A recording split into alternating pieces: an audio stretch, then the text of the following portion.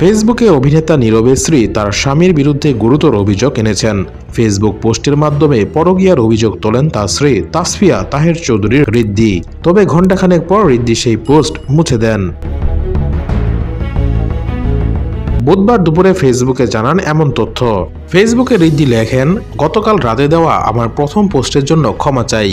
নীরব আমার সঙ্গে প্রতারণা করেনি। নীরবের এক প্রাক্তন তাকে মেসেজ দিয়েছিল।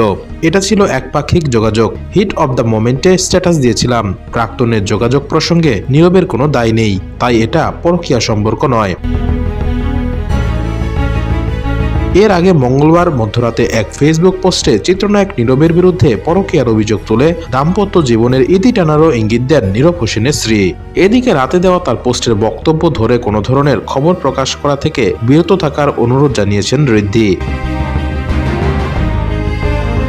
সম্প্রতি এক অ্যাওয়ার্ড শোতে অংশ নিতে যুক্তরাষ্ট্রে গেছেন নীরব। সেখানে বিভিন্ন স্টেজ শোতে পারফর্ম করার কথা রয়েছে তার। এর মাঝেই স্ত্রীর অভিযোগকে কেন্দ্র করে তাদের বিচ্ছেদের গুঞ্জন তৈরি হয়।